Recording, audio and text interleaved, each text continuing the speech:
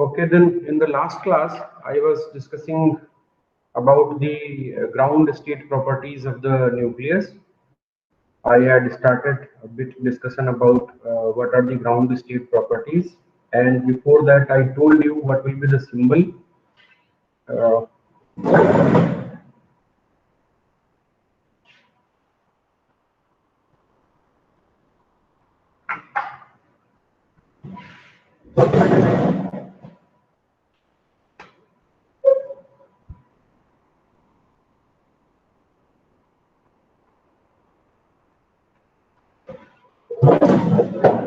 So this is the symbol of the atom. This is the symbol of the atom of a particular atom. So here Z represents the total number of photons, and there will be equal number of electrons as well. And A represents the sum of the number of photons and number of neutrons. Therefore, from this symbol, we can estimate that the number of neutrons in this element will be A minus Z.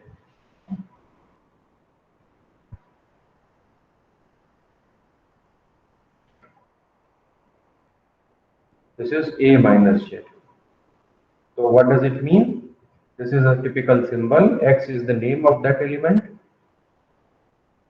Z represents the total number of proton, and there will be equal number of electrons as well. A represents the mass number, and it is the sum total of number of neutrons and the number of photons. Therefore, if I take a difference of A and Z, I will be getting total number of neutrons present in it. So this is the symbol used in atomic physics. Since in nuclear physics, nuclides are involved. Therefore, many a times in the books, you will also see they write only the name of the symbol and the mass number.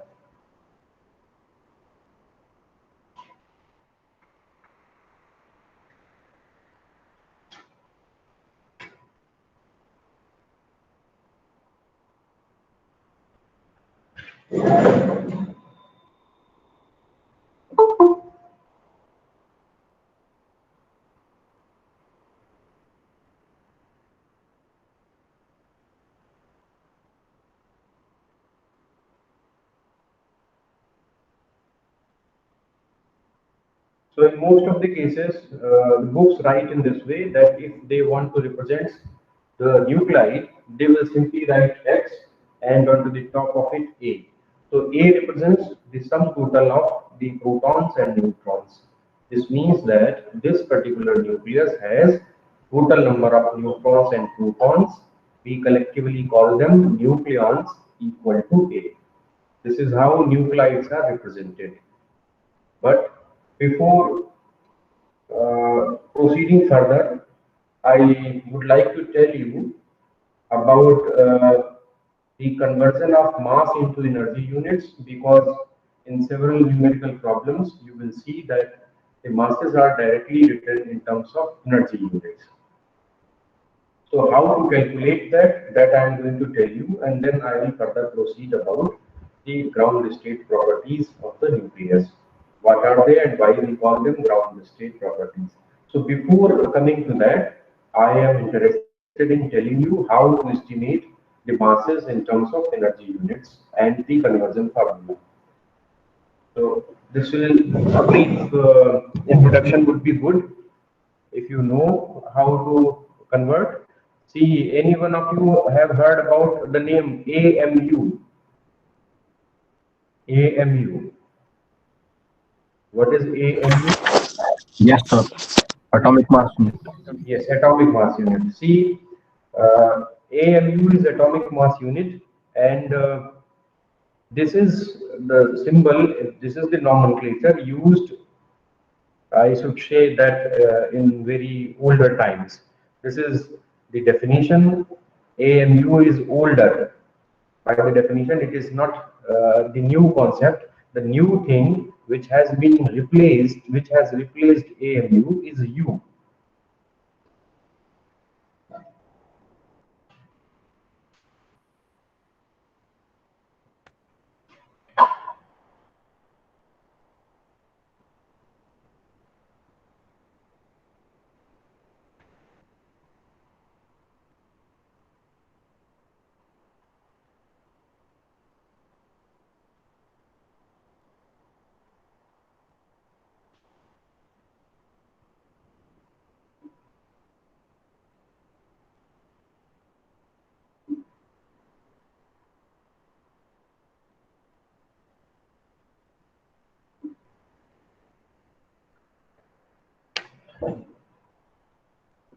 See, in older times, the physics people and chemistry people, they used different symbols and different uh, definitions of AMU.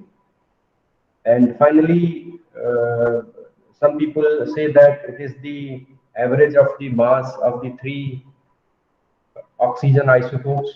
In that way, they define AMU. But before I'm not going into that much historical point of view, I must tell you that what U is. Initially, it was AMU. Now we call it U. Though AMU has a different definition. If you go in the ancient calculations or historical perspective, you see AMU has a different definition. However, it is obsolete now. We define U in place of AMU, and still we use AMU, but the meaning is the newer one. We are not restricted to use AMU, the older version of it. The new version is U. U stands for Unified Mass Unit, and AMU stands for Atomic Mass Unit. That was defined in a different way in case of oxygen, but this U is defined in a different way. And wherever it is written AMU now in the textbooks, you always think in such a way that this is U, not AMU, the older one. So whether it is AMU or U, it is Unified Mass Unit. I repeat, whether it is AMU or U, it is Unified Mass Unit. And what is U? One U is equal to how much?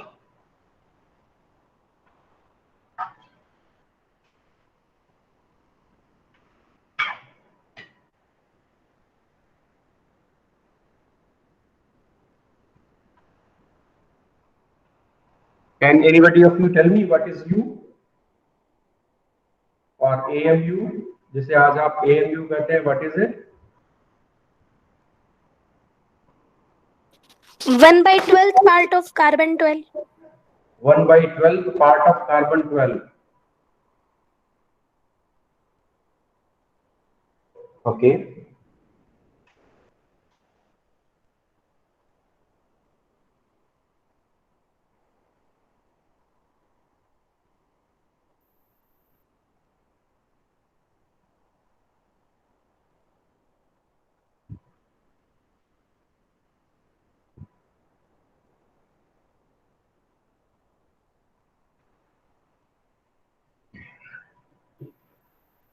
See, this is 1U, and even if मैं इसको फिर से आपको बता दूं, AMU को पहले इसी दूसरे तरीके से डिफाइन किया जाता था, कार्बन के संदर्भ में नहीं, या हो सकता है इनका एवरेज लेकर के कार्बन के आइसोटोप्स का। कुछ लोग पहले ऑक्सीजन को भी यूज करते थे और उसे AMU कहते थे, लेकिन अब हम U लिखते हैं AMU के बजाय। लेकिन कुछ किताबें अभी भी AMU ही लिखती हैं, लेकिन उसका अर्थ यही है जो आज की परिभाषा है। आज की परिभाषा क्या है? चाहे आप इसे U कहें,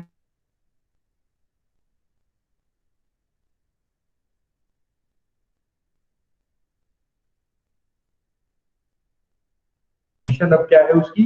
the definition is 1U is or 1 unified mass unit is equal to 1/12 into mass of 1 atom of the carbon 12. तो कार्बन 12 के एक एटम का जो जितना मास है, कार्बन 12 के एक एटम का जितना मास है, उसका 1/12 पार्ट अगर आप ले लें तो उसको हम कहेंगे 1U. 1/12 part of carbon 12 atom is called as 1U. So how to estimate the mass of one atom of the carbon? Mass of one atom of the carbon, how to estimate? We know that the symbol of carbon is 6C12. What does it mean? Its mass number is 12. Therefore, mass number 12 means, what is the meaning of it? 1 mole of carbon 12. If I take 1 mole of carbon 12, its mass will be 12 grams.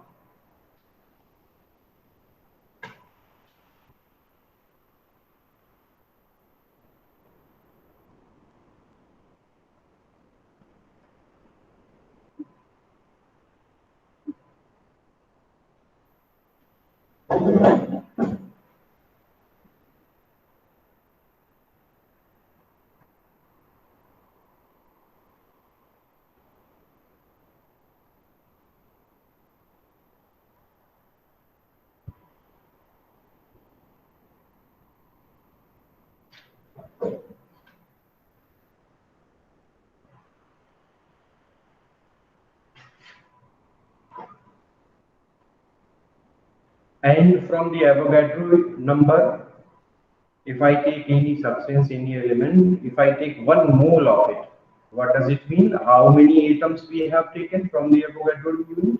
1 mole has how many atoms? 1 mole has how many atoms?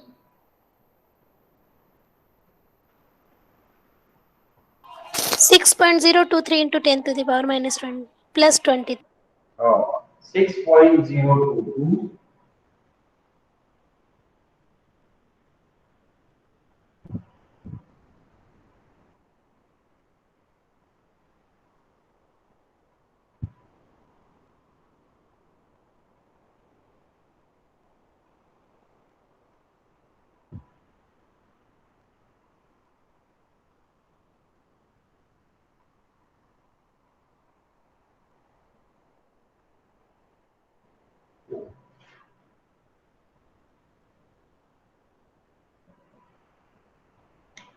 Therefore, 1 into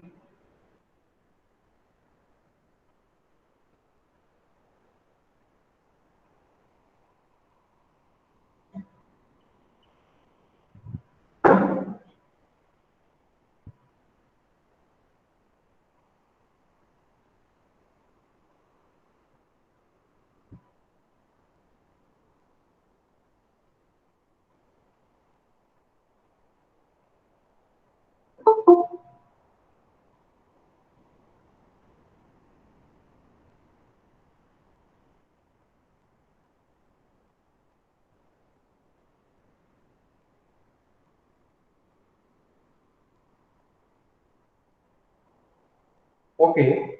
In this way, if I define now U,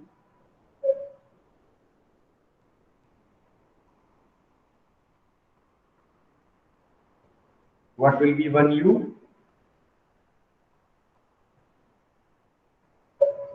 1 by 12 into mass of 1 atom of carbon 12, and mass of 1 atom of carbon 12 is 12 into 10 to the power of minus 3 kilogram divided by 6.02205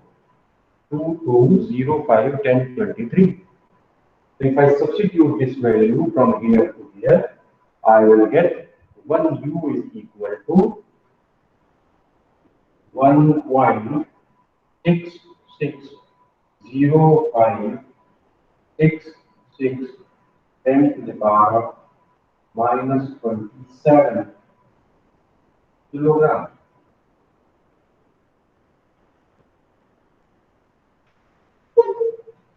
So by definition, 1 unified mass unit or 1 U atomic mass unit भी कह सकते हैं इसको 1 U is equal to 1.660566 into 10 to the power of minus 27 kilograms. This is the thing which we will be using in the conversion of masses from kilogram to U. Masses will be given in terms of kilograms and we have to convert them in U. Then we can use this relationship or this relationship between U and kilogram, and we can convert it. Now from the Einstein relationship, we know that the masses can be written in terms of energy units. The masses can be written in terms of energy unit. If a body has a mass m, then the equivalent energy of this body will be E is equal to mc square. So if 1 U has 1.660566 10 to the power of minus 27 kilogram, I want to write down the energy equivalent of it. What will be the energy equivalent?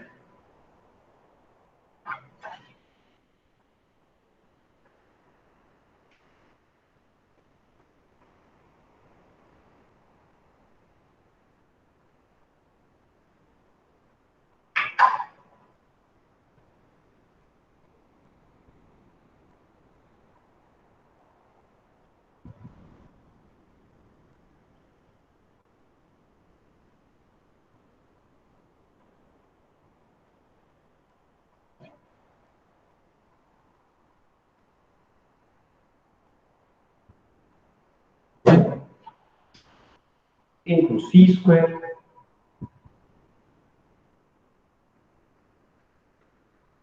So c is roughly 3 into 10 to the power of 8 meters per second. So if you substitute the value of c over here, I will be getting my answer in terms of kilogram meter square per second square. And what is this unit? Kilogram meter square per second square is the unit of which physical quantity? It is the unit of energy. MKS unit is joule. Therefore, if you solve this, you will get in terms of the answer in terms of joule as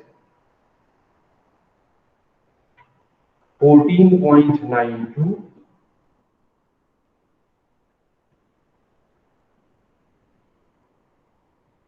4427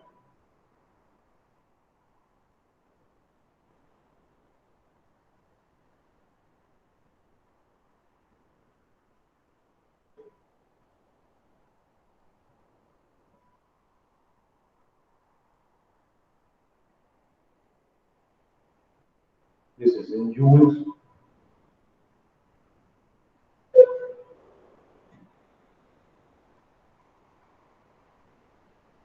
And we know if we want to convert it in terms of electron volt, then 1 electron volt is equal to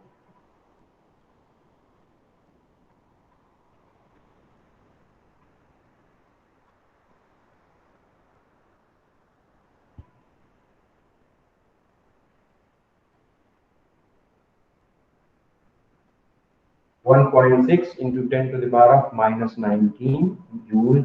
To be more precise, it will be 1.602 10 to the power of minus 19 joule. And 1 mega electron volt.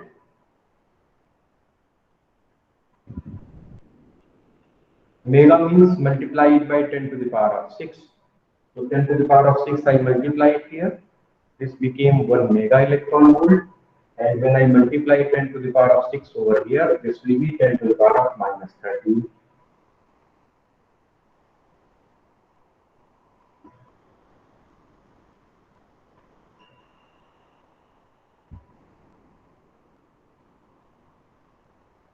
Therefore, the value of U in terms of mega electron volt, how will I do it? 1 U is equal to 14.924427 10 to the power of minus 11 divided by 1.6 10 to the power of minus 13. The answer will be in mega electron volt. This means that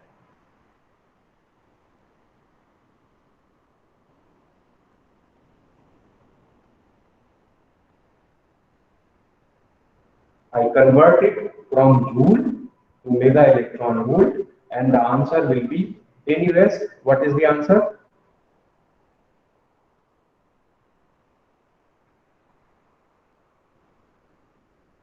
Okay. 931.5. Very good.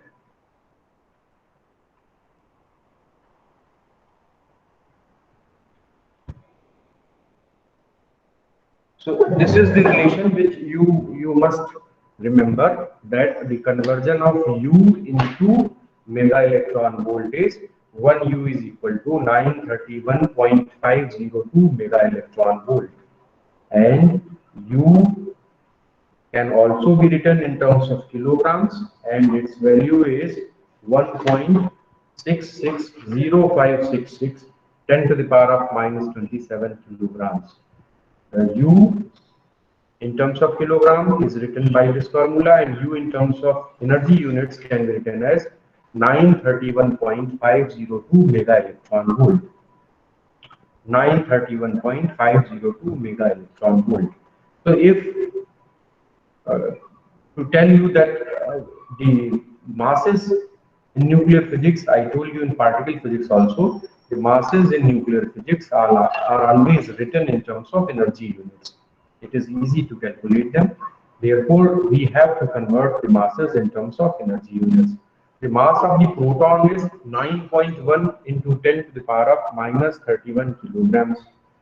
The mass of the electron is 9.1 10 to the power of minus 31 kilogram.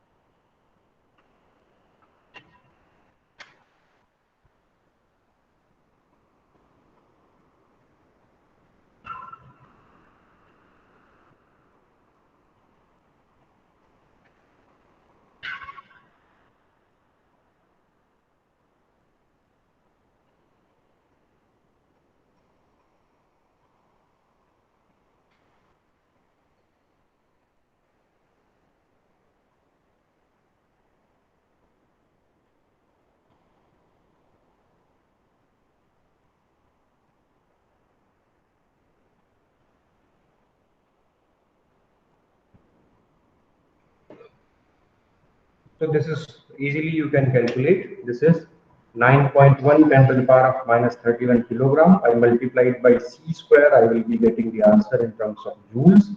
And when I further divide it by 1.6 into 10 to the power of minus 19, the answer will be in terms of electron volt. And I further divide it by 10 to the power of 6, the answer will be in mega electron volt. So the mass of the electron is, in energy units, it is 0.511 mega electron volt. 0.511 mega electron volt is the mass of the electron.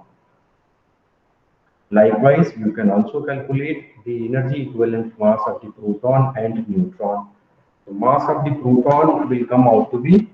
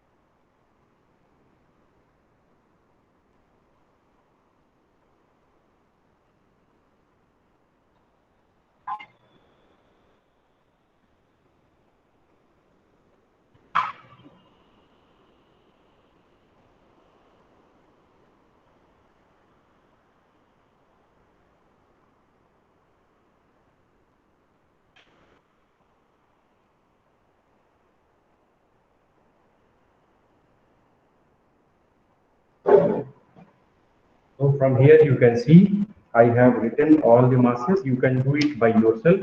The masses of neutron, proton and electron, the characteristic particles or the fundamental particles of the atom, they have the masses in terms of energy units as mass of the electron is 0.511 mega electron volt and mass of the proton is 938.3 mega electron volt. My mass of the neutron is 939.6 mega electron volt. The one thing which is very important to note here is that the mass of electron is half of the mega electron volt roughly. Roughly it is half of the mega electron volt. Whereas the masses of the protons and neutrons, they are roughly of the order of 1000 mega electron volt. They are roughly of the order of 1000 mega electron volt, which means that the electrons have their masses 2000 times lesser than that of the mass of the nucleons. The approximate mass of the electron is roughly 2000 times smaller than that of the mass of the nucleon. Therefore, when we say that the entire mass of the atom is concentrated at the center of the atom, that is the nucleus, why we say that? Because you can see from these figures, the electrons revolve around the nucleus and the protons and neutrons, they are inside the nucleus. Therefore, the maximum mass particles 2000 times larger than the mass of the electron. These particles are in a region that is at the center of the atom, which is called the nucleus. So nucleus is a very heavy particle object, and it has neutrons and protons inside it. Electrons, they revolve around the nucleus. Now the question is, why can't we say that electrons are not the part of the nucleus? Electrons are not the part of the nucleus. Why we cannot say it?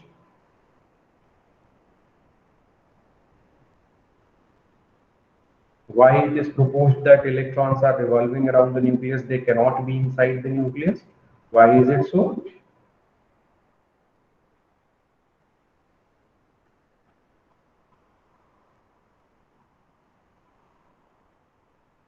Anyone? Why electrons are not the part of the nucleus?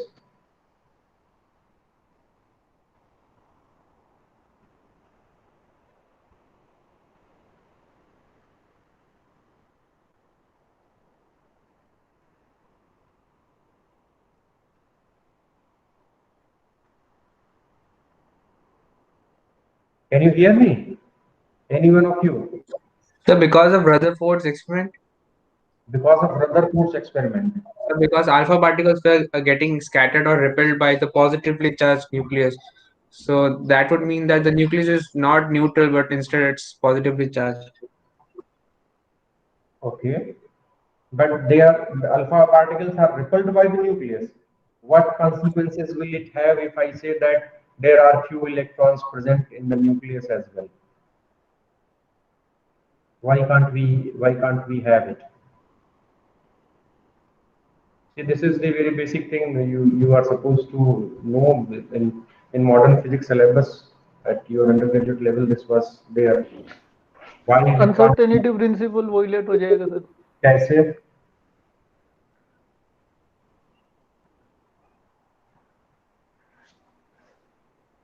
Electron की energy अगर मतलब अगर nucleus के अंदर कोई particle है तो उसकी एनर्जी 4 इलेक्ट्रॉन वोल्ट से ज्यादा नहीं होती है और इलेक्ट्रॉन की ज्यादा होती है. इलेक्ट्रॉन की ज्यादा होती है मतलब? फॉर इलेक्ट्रॉन की होती है 20 मेगा इलेक्ट्रॉन वोल्ट के आसपास.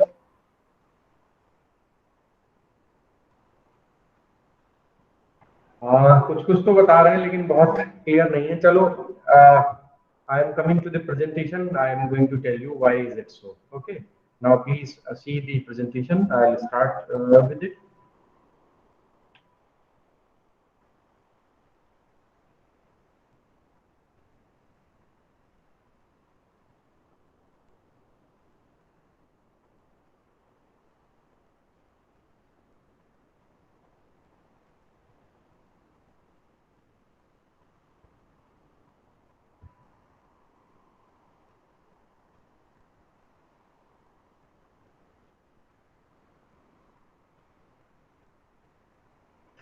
So here you can see I have given you an idea about the symbols that I have discussed also. The atomic number Z, sometimes called the charge number.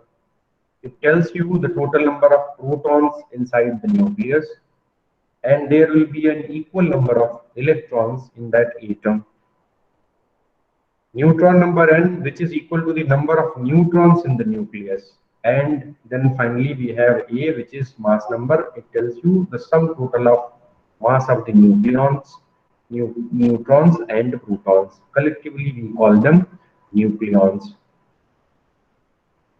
And also you can read this paragraph. The natural abundances of the isotopes can differ substantially. As an example, I have a carbon atom. It has 4 isotopes: 6C11, 6C12, 6C13, 6C14. There are 4 isotopes of the carbon atom.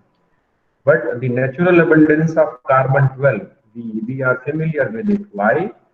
because carbon 12 isotope is found naturally in about 98.9%. 98.9% part of the entire carbon out of these four isotopes is 6C12. And some isotopes do not occur naturally but can be produced in the laboratory through nuclear reactions. Even the simplest element, hydrogen, has the isotope 1H1, 1H2, and 1H3.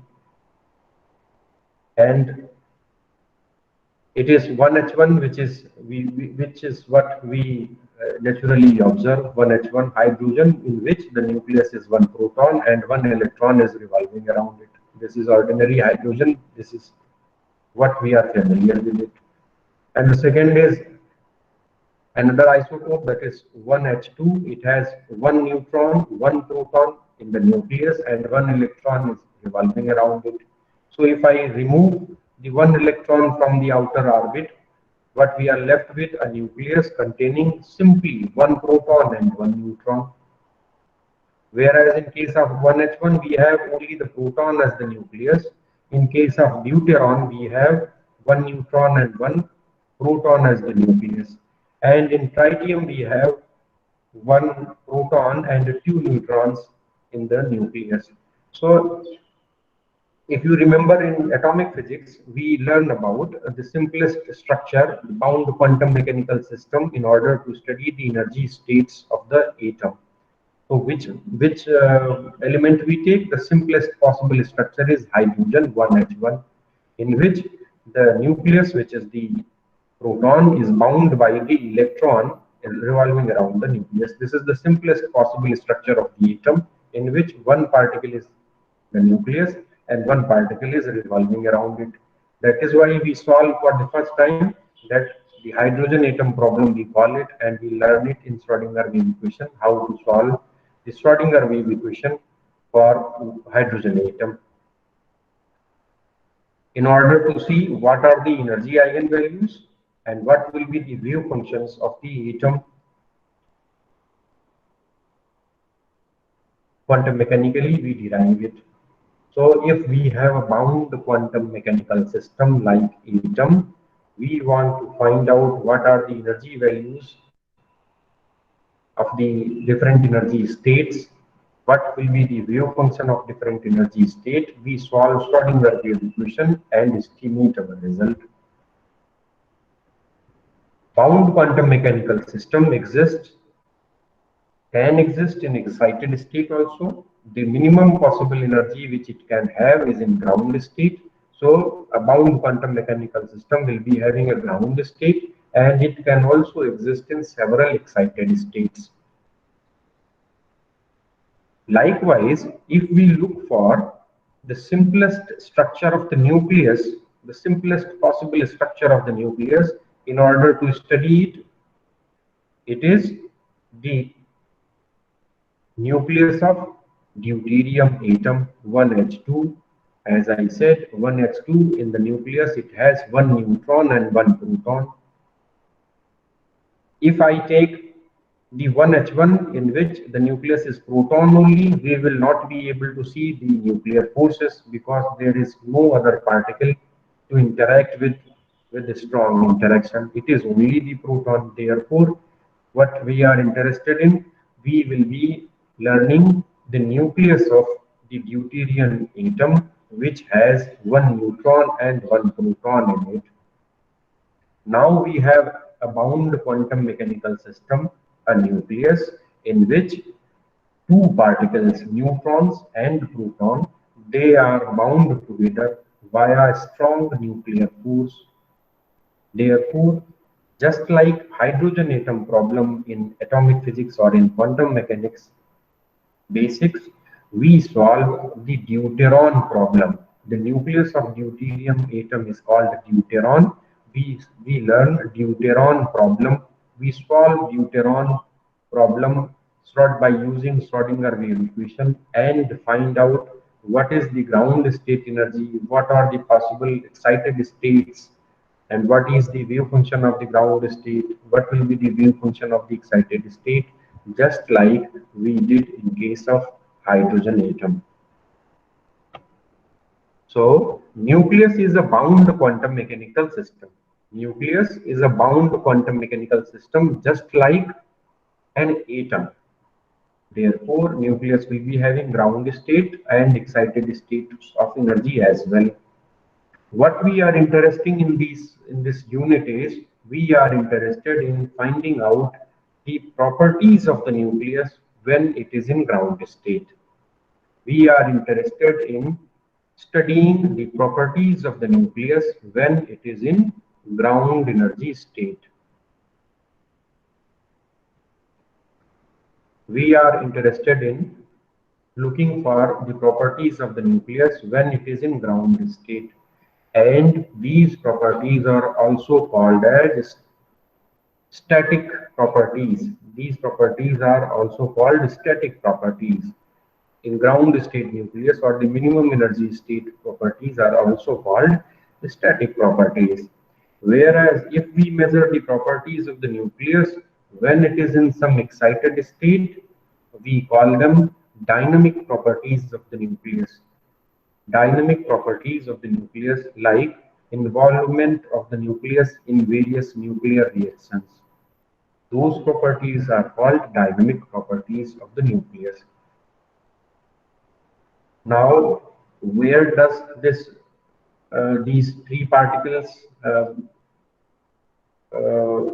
as from the radioactivity, we know that the three particles which are there from the radioactivity, if you remember, that it is a nuclear phenomenon. Radioactivity is a purely nuclear phenomenon. It has nothing to do with the atom. The, the, the, the radiations which are coming out of the radioactive substance, they all emerge from the nucleus itself. So you can see here, this is some radioactive source, and the particles are coming out of it. Radioactive particles are coming out of it. Alpha particle, gamma, and electron minus. This is beta particle. We also call it beta particle. And they have been placed in a perpendicular magnetic field so that we can get their deflection in different directions. So by using this kind of configuration, we can see the particles which are coming out of the nucleus are alpha particle, gamma rays, gamma radiation, or beta. And there is an electron which is shown over here as a beta particle, E minus. There is another possibility that we can have E plus, that is positron as well. So both, all these three, or if you also include beta plus, they all will be coming out of the nucleus. They all will be coming out of the nucleus. I repeat it once again. All the phenomenon related to the radioactivity are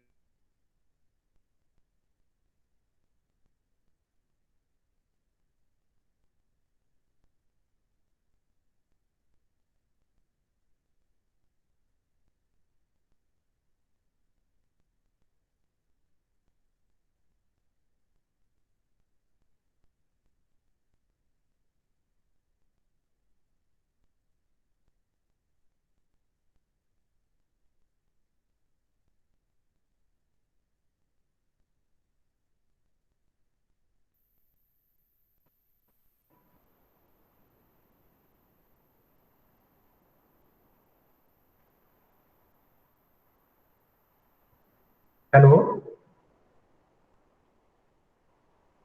Hello? Yes, sir. Hello? Okay. So Yes, there was some interruption in the internet. Okay. So neutron was the particle which was discovered quite later on, and initially the people who discovered it, they thought that perhaps it is the state of a joint state of proton and electron. It is a joint state of these two particles, but later on it was found that no, neutron has neutron is a different particle. It is different from what you are thinking till now. It is a particle which has its mass closer to the mass of the proton, though its charge is zero. And if you see from the history point of view, that it was discovered in 1932.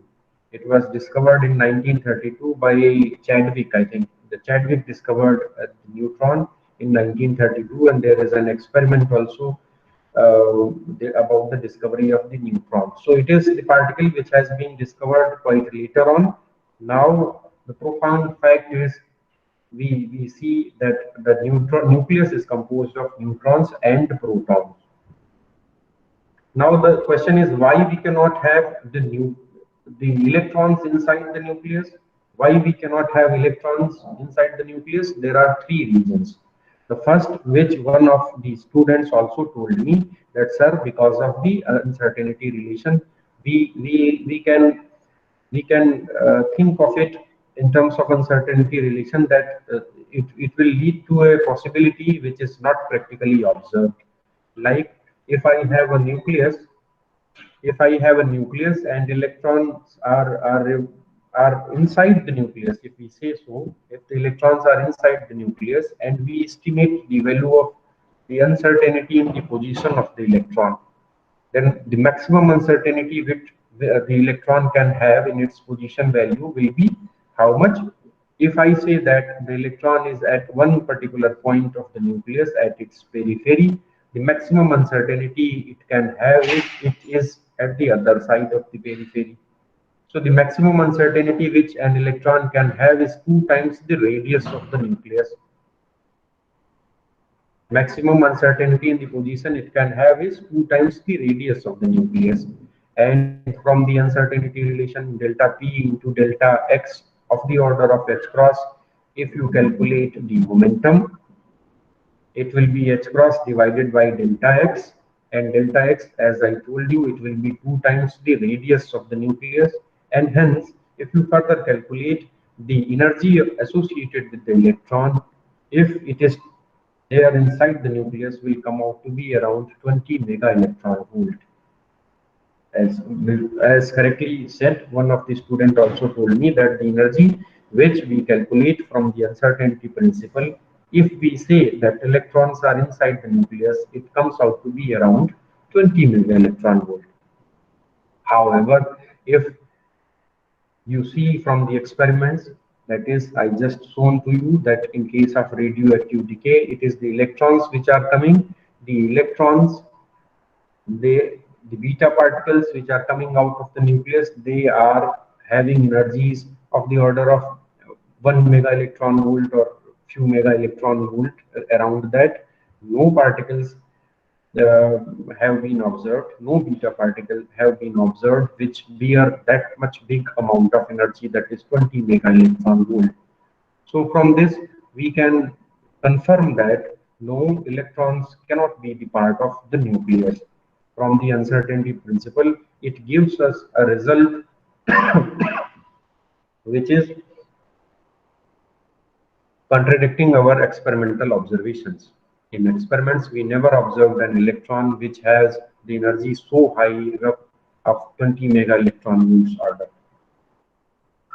The second explanation which you can give for the electrons that they cannot be inside the nucleus, the second justification which you can give is inside the nucleon. If we say that deuteron, if you talk about the deuteron, then the deuteron nucleus, as I told you, it consists of one proton and deuteron nucleus consists of one proton and one neutron. And if we talk about the atom, then electron will be revolving around it. Now if I say that the electrons are also there, if we say that the electrons are also there inside the nucleus, then what will we have? In case of deuteron, we will be having one proton, one neutron and one electron inside the nucleus. We have 3 particles, and all the 3 are bosons, the fermions. All the 3 particles are fermions. One proton is there inside the nucleus, one neutron is there inside the nucleus. Now we are claiming that no, electron is also there inside the nucleus. In that case, what will happen? We have 3 spin-half particles inside the nucleus. So if you add 3 spin-half particles, the resultant spin will be half integer. the resultant spin will be half integer. It will be either 1 by 2 or 3 by 2. It can never be an integer. However, the experimentally observed spin of the nucleus of the deuteron is 1.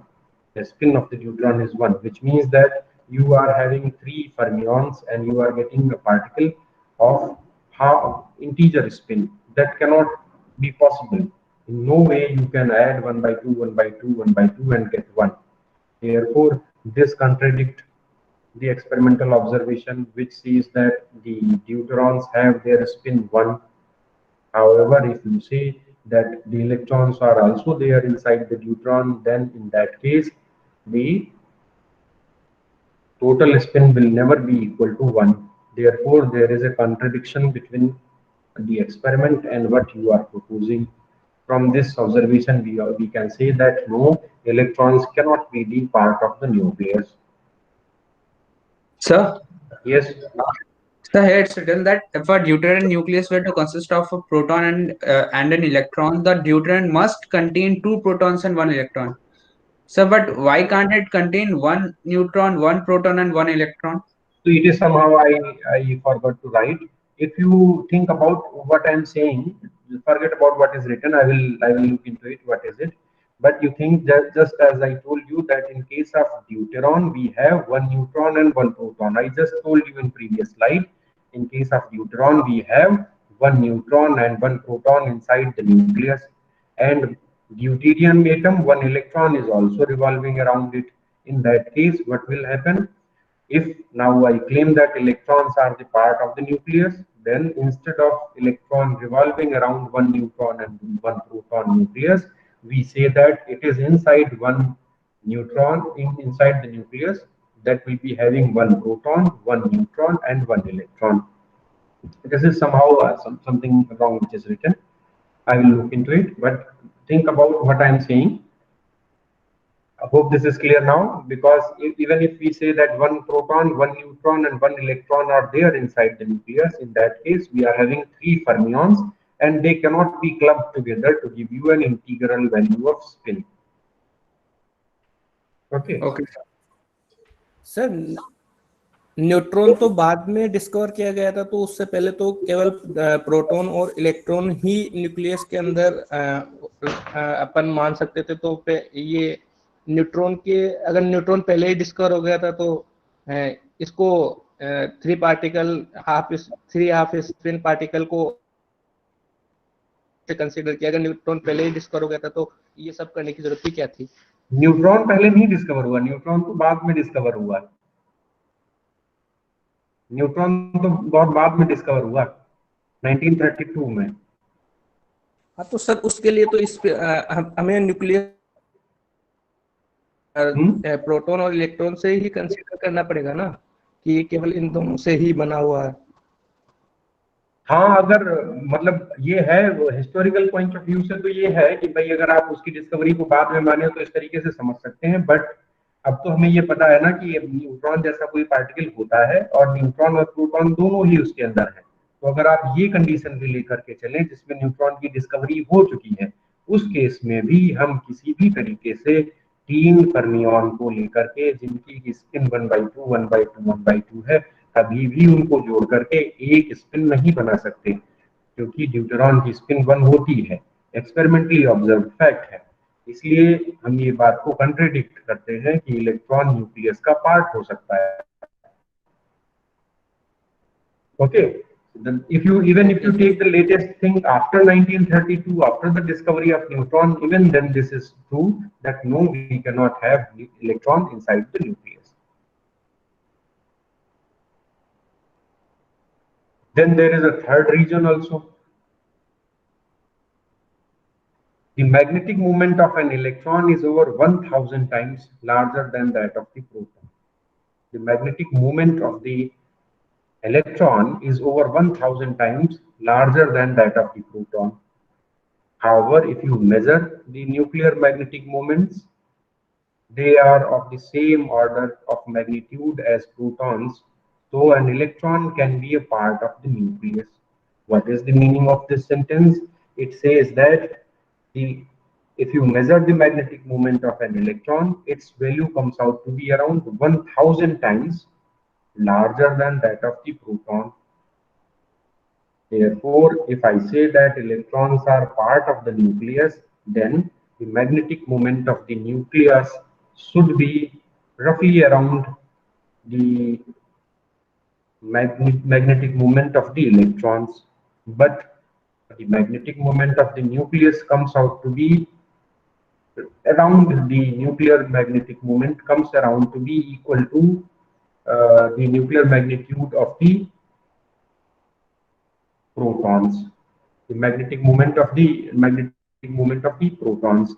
In that way, we say that if you say that electrons are inside the nucleus, this means that the dominant role played by the electrons in measuring its magnitude will say that the magnetic moment of the nucleus should be of the order of the magnetic moment of the electron, whereas the magnetic moment of the nucleus comes out to be of the order of the magnitude of the magnetic moment of protons, which says that nucleus cannot have electrons inside it.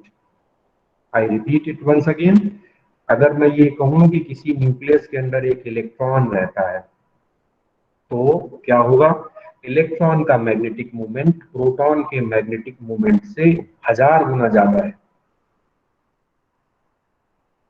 तो अगर मैं nucleus का magnetic moment major करूं तो उसका order कितना होना चाहिए? इलेक्ट्रॉन के ऑर्डर का, क्योंकि इलेक्ट्रॉन को आपने न्यूक्लियस के अंदर मान लिया और अब न्यूक्लियस का मैग्नेटिक मोमेंट इलेक्ट्रॉन से डोमिनेट होगा। क्यों? क्योंकि इलेक्ट्रॉन का मैग्नेटिक मोमेंट प्रोटॉन के मैग्नेटिक मोमेंट से 1000 गुना अधिक है।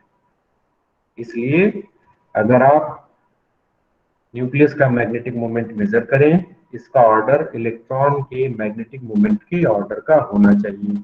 लेकिन किसी भी न्यूक्लियस में प्रैक्टिकली अगर आप देखें तो किसी भी न्यूक्लियस में न्यूक्लियस का मैग्नेटिक मोमेंट प्रोटॉन के मैग्नेटिक मोमेंट के ऑर्डर के ही बराबर होता है, ये उससे 1000 गुना ज्यादा नहीं होता। इसका मतलब जो हमने प्रेडिक्ट किया, जो हम एज्यूम करके चलना चाहते हैं कि electron is inside the nucleus, that will violate the measurement of the values of the magnetic moment of the nucleus, and hence we discard this concept of electrons being inside the nucleus. Electron cannot be inside the nucleus because of the 3 reasons. One, I told you from the uncertainty relation. The second, I told you from the basis of the spin, and the third one is from the nuclear magnetic moment measurement. Electron cannot be inside the nucleus. Then there are other things also I have written over here, but you see in this slide I just told you that the mass of the proton in terms of kilograms, and then if you convert it in terms of the energy units, the masses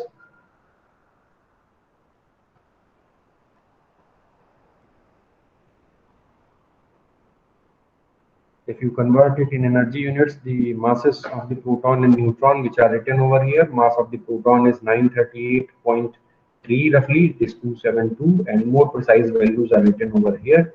And the masses, if you convert the mass in terms of U, the masses will be coming like this. Okay, and here are the values of the magnetic moment.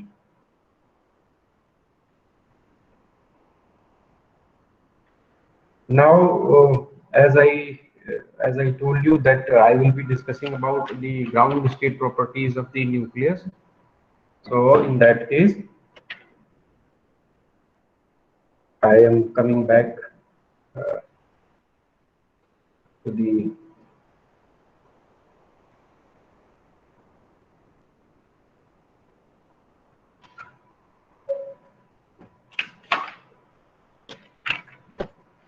therefore, can any one of you tell me what is binding energy? What is the binding energy? the energy required to a nuclei break into other small uh, atom particles like. Anyone else?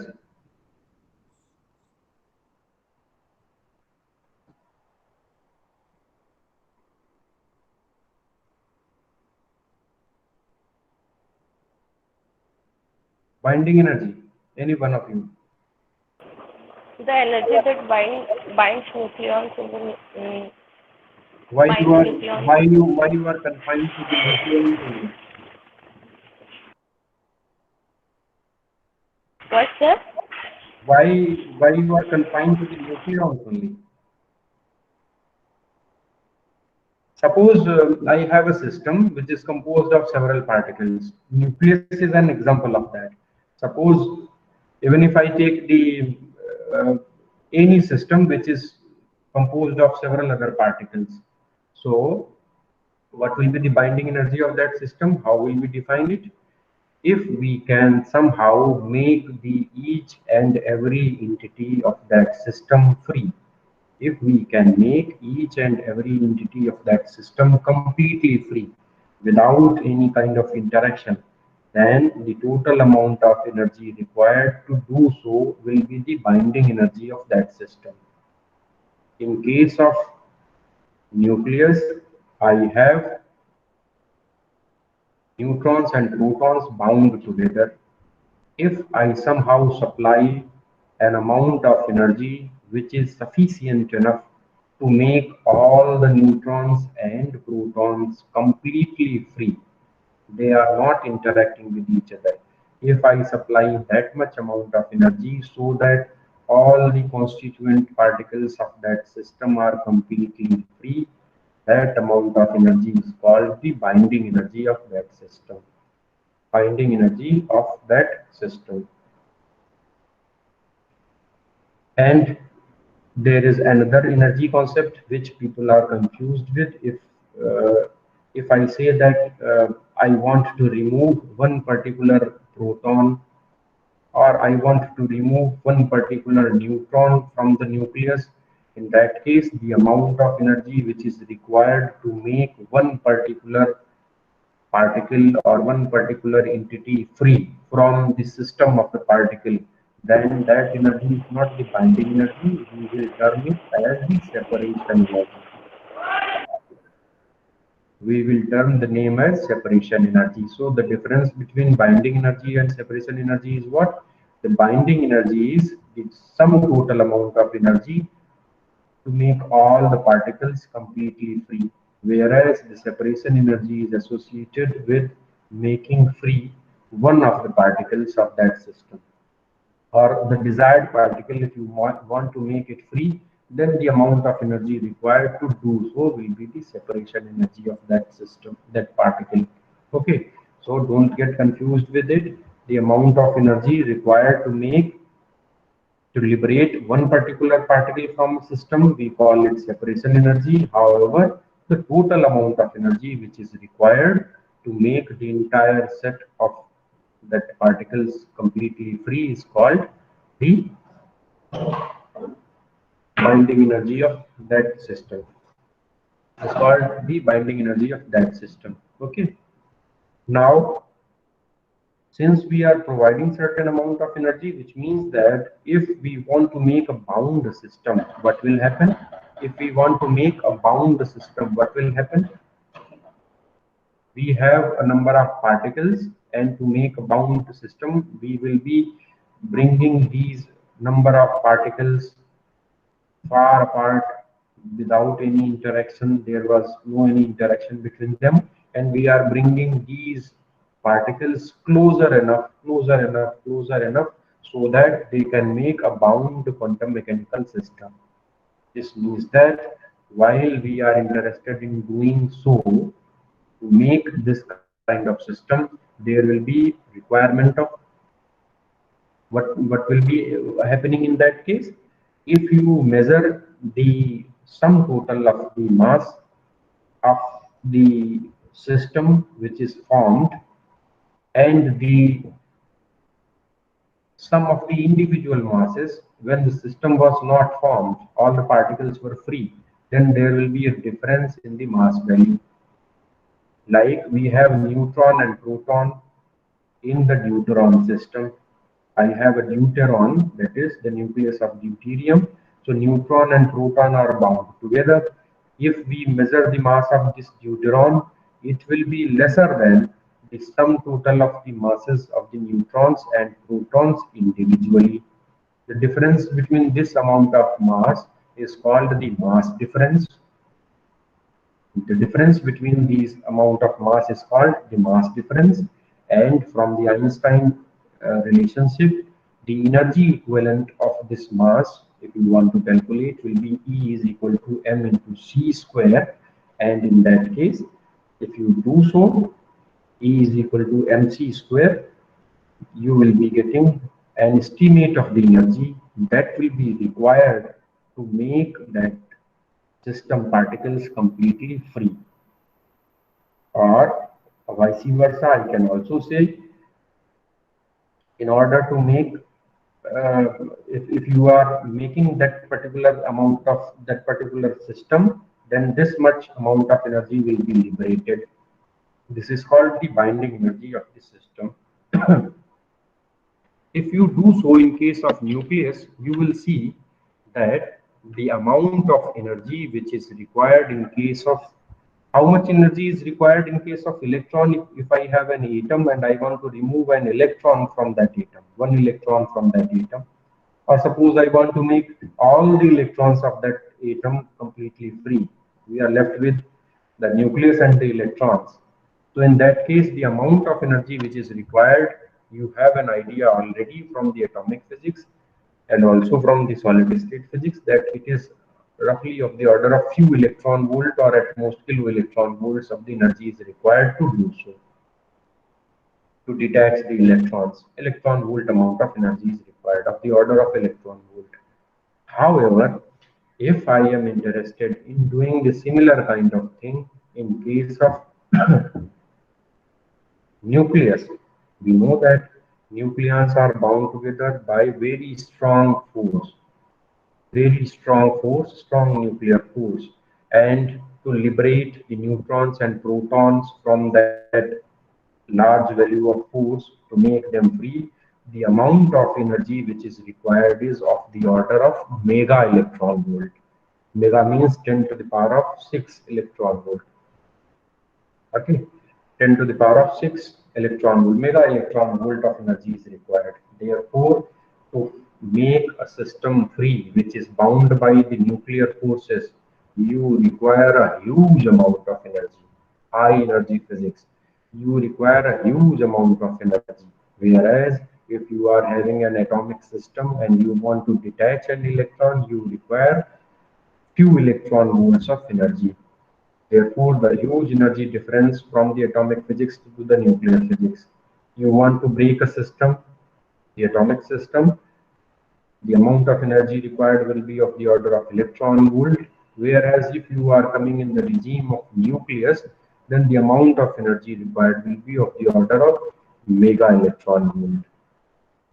Okay, now I am going to write down on the board how to write the mass of the atom in terms of hydrogen atom. The simplest example I am taking, suppose I have a hydrogen atom.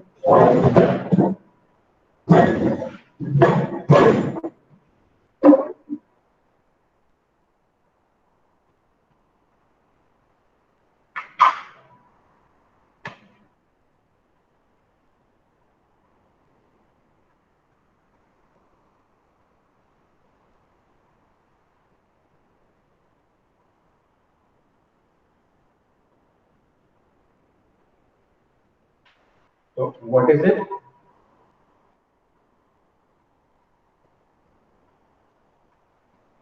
What is this system?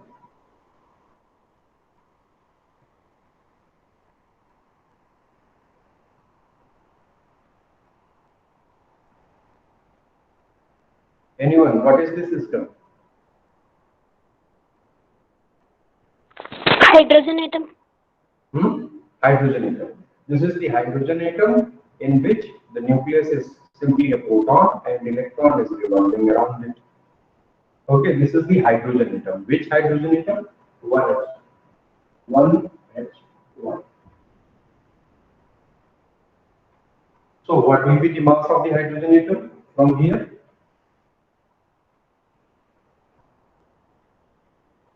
I can see from this diagram, mass of the hydrogen atom will be mass of the proton plus mass of the electron minus the binding energy, which is required to make this system. That is,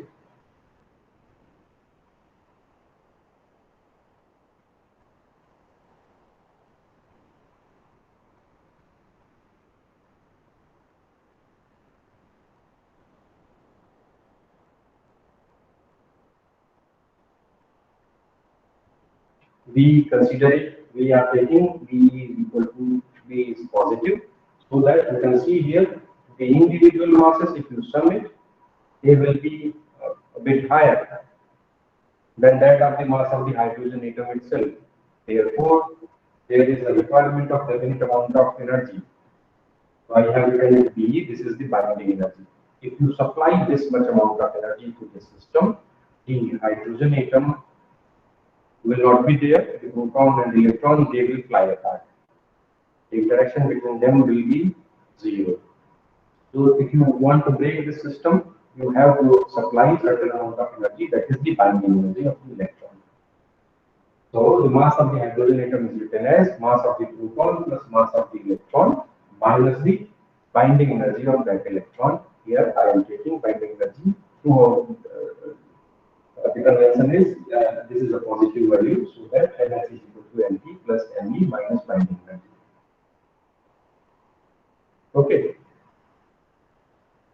And what is the typical order of this B? This is electron volt. This B is of the order of electron volt. Now suppose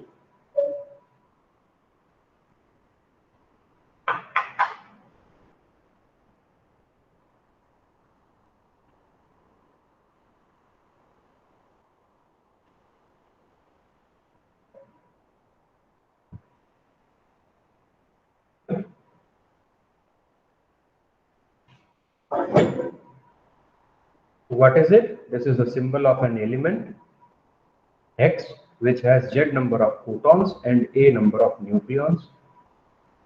In this case, if I want to write down what is the atomic mass, I repeat once again, what is the mass of this atom? How will I write?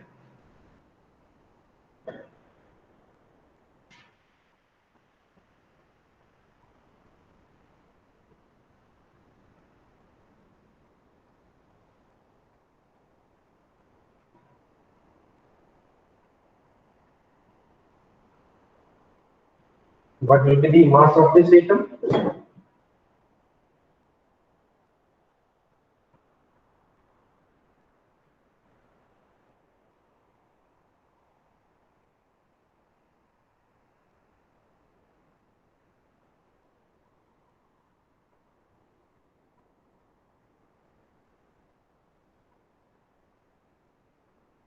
Minus the binding energy.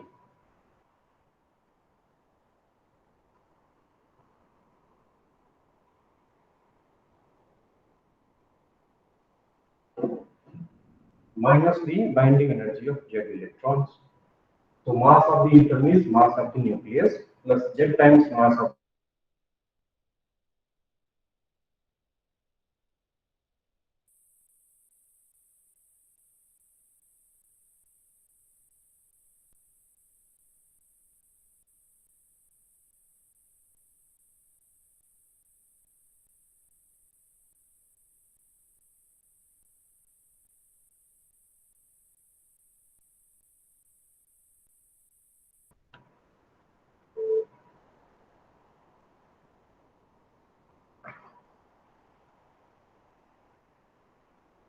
this is again a bound quantum mechanical system. Nucleus is a bound quantum mechanical system. It consists of neutrons, protons. Therefore, what will I write here?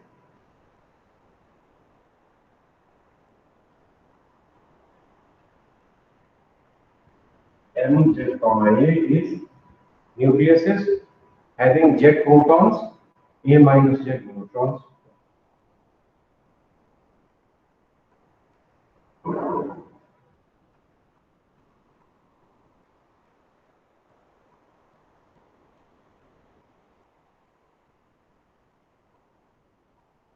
Likewise, I have to write down one more term here, that is minus the binding energy of the nucleus.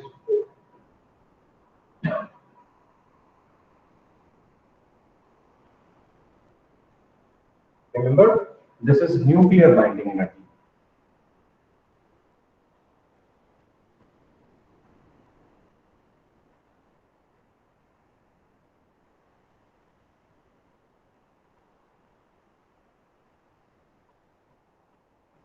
Okay.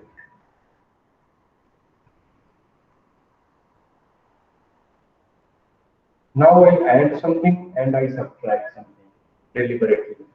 I do some manipulation. What I am doing here is I am adding Z times the binding energy of the hydrogen atom plus I am subtracting the same thing.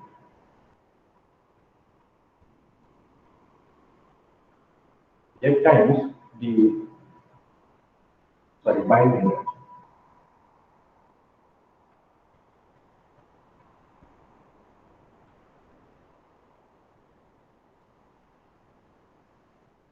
I am adding Z times the binding energy of the hydrogen atom and subtracting the Z times the binding energy of the hydrogen atom. Now I do a manipulation.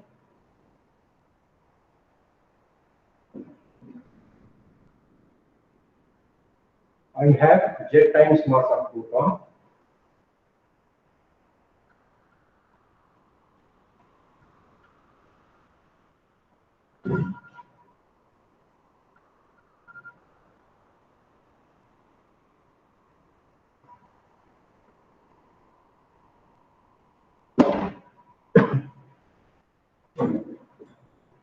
I have Z times mass of proton and Z times mass of electron. I club together.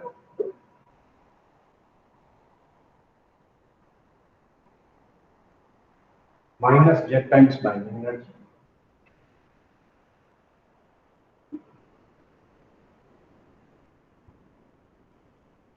Plus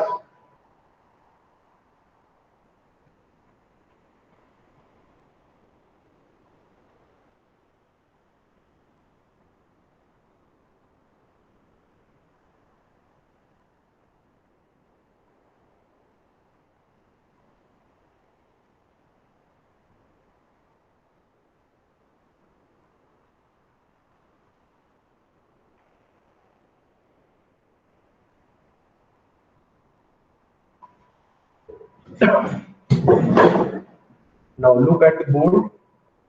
I have in this bracket Z times mass of proton plus mass of electron minus the binding energy of the hydrogen atom. Then I have A minus Z times mass of the neutron. And then I have minus times the binding energy of the nucleus, nuclear binding energy, plus Z times the binding energy of the hydrogen atom minus the binding energy of the electrons.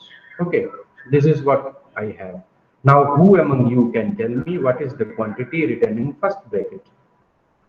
Who among you can tell me what is the quantity written in first bracket?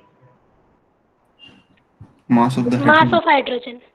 Absolutely correct. This is mass of the hydrogen atom. Mass of the hydrogen atom. And this is electron volt. This is electron volt.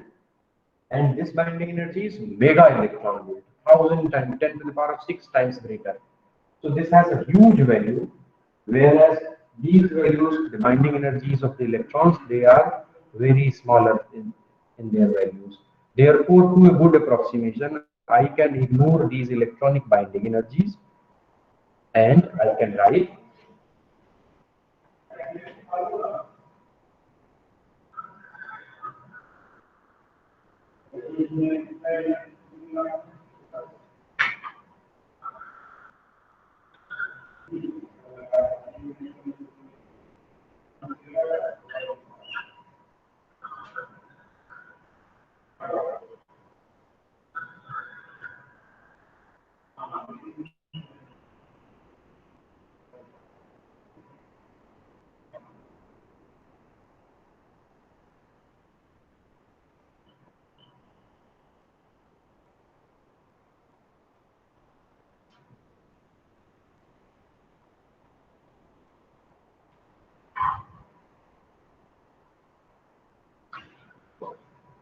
So I must emphasize once again the quantity which is written onto the left side in this square, in this bracket, mass mz comma a. This is the mass of the atom. Don't get confused that this is the mass of the nucleus. This is the mass of the atom, which is equal to z times mass of the hydrogen atom plus a minus z times mass of the neutron minus the binding energy of the nucleus minus the binding energy of the nucleus. There are few people also to have a rough estimate, they also write the mass of the hydrogen, they replace it with the mass of the proton, because as I told you that mass of the proton is 2000 times larger than that of the mass of the electron, and in case of hydrogen atom we have only a proton and an electron. In case of hydrogen atom I have only a proton and electron. So if you write here mass of the hydrogen atom, if instead of mass of the hydrogen atom I write mass of the proton, which means that not much more difference will be there, because the electron is having very small value of mass. So people also write that, but the correct thing is this, and I suggest you to use this formula whenever there is a requirement of calculation in numericals, that mass of the atom is z times mass of the hydrogen atom, and whenever there will be a numerical problem kind of thing, you will be given the mass of the hydrogen atom, or if not, you can cram it up also, the mass of the hydrogen atom. So the beauty of this formula is, if you know the masses, you can estimate how much is the binding energy. You can estimate how much is the binding energy. And this is the formula which was known before around World War II. This up till this formula, these are the few things which were known, and based on this formula, the atomic bomb was made, and at that time the nuclear physics was at its peak. How to convert the energy from the masses, and this formula was known at that time. Later on, I will also tell you that if in this formula I have a binding energy term, if I somehow empirically write down the binding energy in terms of several terms, which we will write intuitively, like from the logic, that what the binding energy of the nucleus will be composed of several terms: surface term, volume term, Coulomb energy term, asymmetry term, and there are many other terms. And if I club these terms together, these are empirically written formula. And if you now put that value of B, binding energy, which has been expressed by some intuitive formulas, and substitute that value of B over here, so we have this much we have derived from the fundamental facts. And rest, the binding energy, if I write some empirical formula for B, then this formula, in which half of the formula is based on the fundamental concepts, and rest half, that is binding energy, which is a series of terms, this is called the semi-empirical mass formula. Half formula is empirical, binding energy part is empirical, and rest half is fundamentally derived. So this is called a semi-empirical mass formula. Semi-empirical mass formula, that the exact semi-empirical mass formula I will also discuss when I will be discussing you the liquid rock model, and there I will discuss the several energy terms in binding energy. Okay. Now there are other expressions, separation energy, and separation energy I suggest you to read from the book. But the binding energy will be required, that I have told you how to estimate it, and binding energy and binding energy per nucleon, that may be asked, and you can calculate.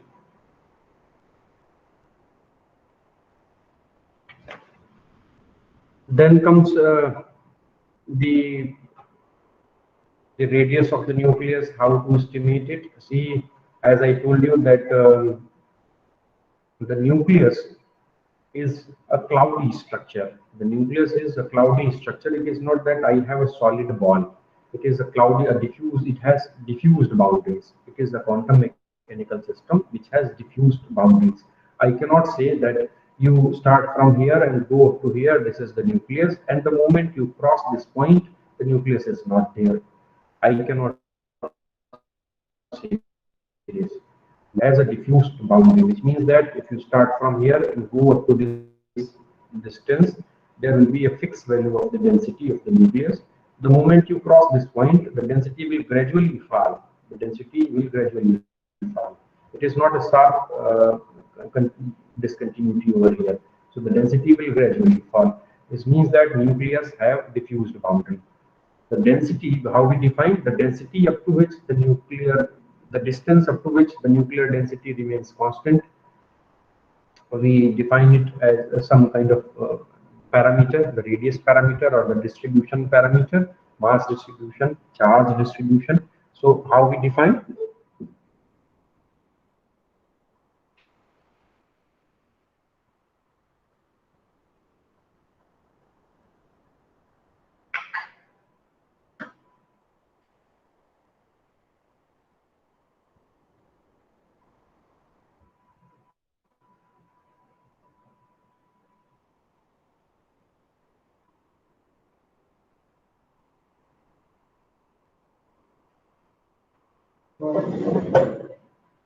Here I have drawn a circle, the spherical shape, but this is not so. The actual picture will be like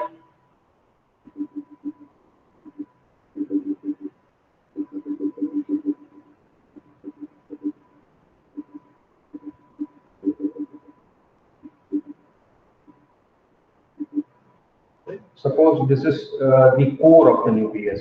Core means the region where density is fairly constant. Now the nucleus is no more. The nucleus is not there beyond this point.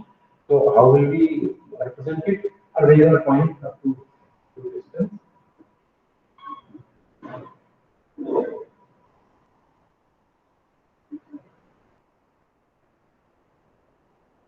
So this is the core of the nucleus, and beyond this core I have a region which is a diffused boundary of the nucleus in which the density falls gradually. So I am talking about that. I am interested only in that distance up to which the density remains very high and constant. Density remains very high and constant. So we define density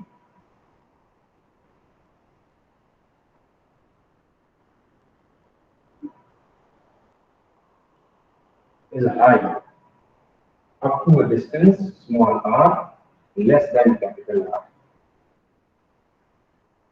and its density becomes very low.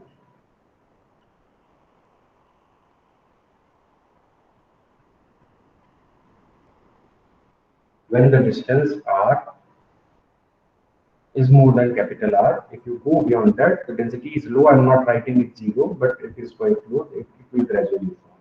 In that case, in that regime where the density is fairly constant, this is called the core of the nucleus. This is called the core of the nucleus.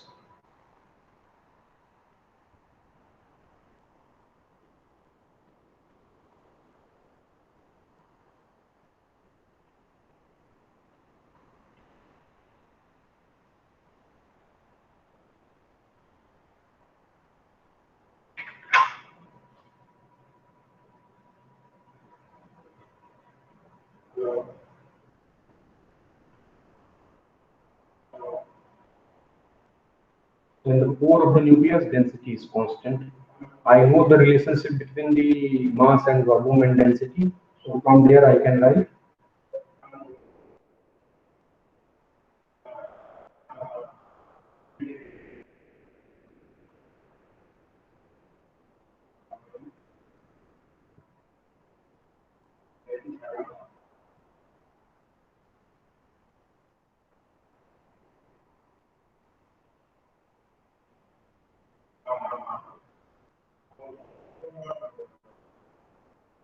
okay. What is this mass? Mass of the nucleus. What is this volume? Volume of the nucleus. If r is the radius of nucleus, what will be the volume of the nucleus?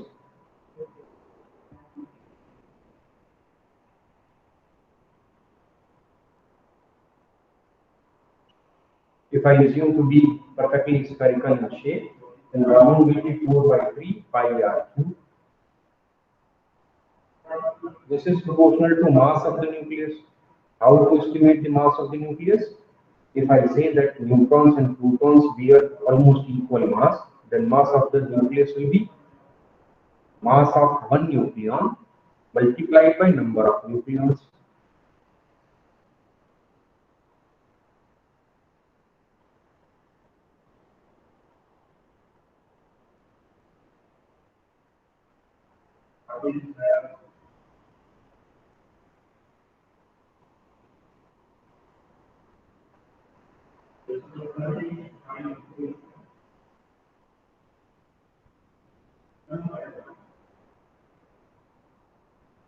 This is mass of the nucleus.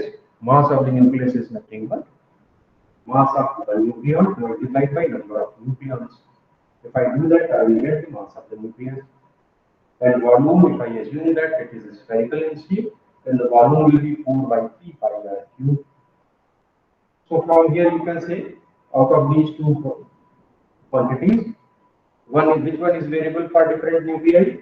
Number of nucleons. Number of nucleons will be different in different nucleus. Number of nucleons will be different in different nucleus. However, mass of one nucleon, irrespective of the nuclei you use, the mass of nucleon will be constant. Mass of proton or mass of neutron will be constant. So this is a constant quantity. This means that this quantity is proportional to the number of nucleons, and number of nucleons is represented by A. This 4 by 3 and 5, this is also a constant. I take it into the proportionality sign. Therefore,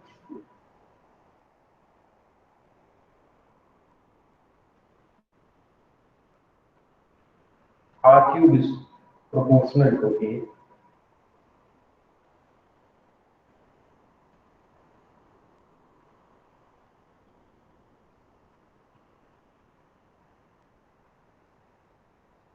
R is proportional to A to the power 1 by 3. If I remove this proportionality sign, I will be getting a constant.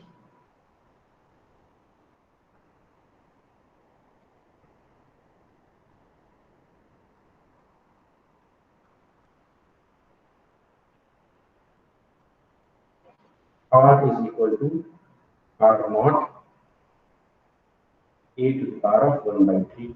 What is this A? A is the mass number. What is this? A is the mass number. R is a constant. Its typical value is 1.2 femtometer. R is a constant. Its typical value is 1.2 femtometer. Its value is 1.2 femtometer. So 1.2 into 10 to the power of minus 15 meters.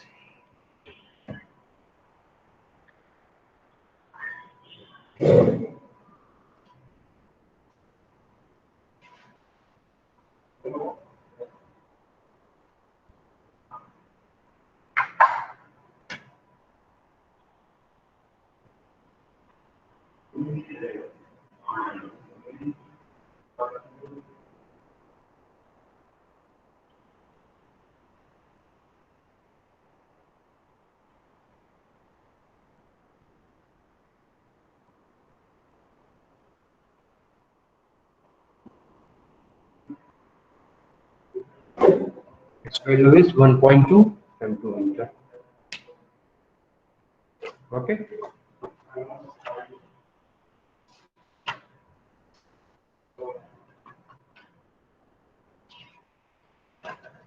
Now, just to go further, I quickly tell you an example.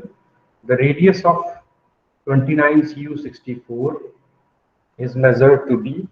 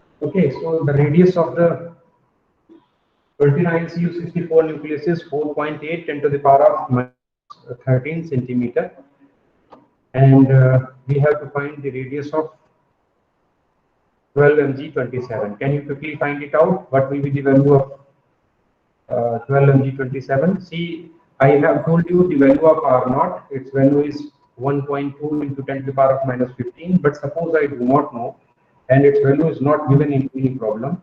That is why some more data is given to you. So first of all, we have to calculate the value of R naught, and then we have to estimate the radius of the nucleus. See how?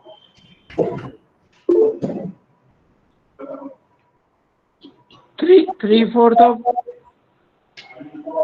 Yes. So for 29Cu64, radius of copper.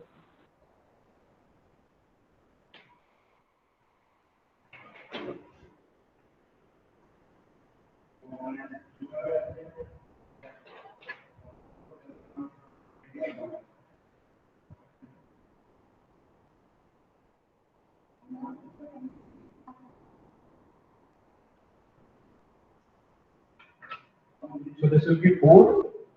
4.8 divided by 4 is 1.2. So R naught from here you can calculate. This is 1.2 femtometer. Okay. Now if the question is what will be the radius of 12Mg27? So for 12Mg27,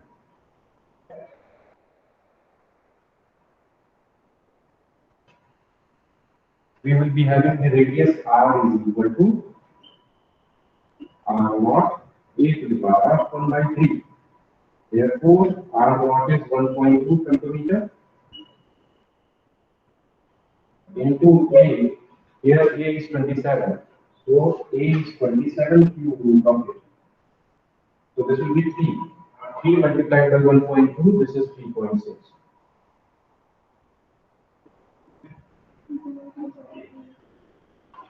So radius of 27 is 12Mg27 is 3.6 femtometer. Likewise, you can calculate the other numerical problems, a difficult one also. This is the simplest case which I have solved it on the board, and you can do some other numerical problems. The next thing is the density that I will discuss it in next class. And meanwhile, if you have any doubt, any question, you can write to me. And also I will put the question and mark the attendance for the same. I think that's all for today. Bye for now. I'll discuss the things later on in the coming class. Today I'm leaving at this point. Bye for now.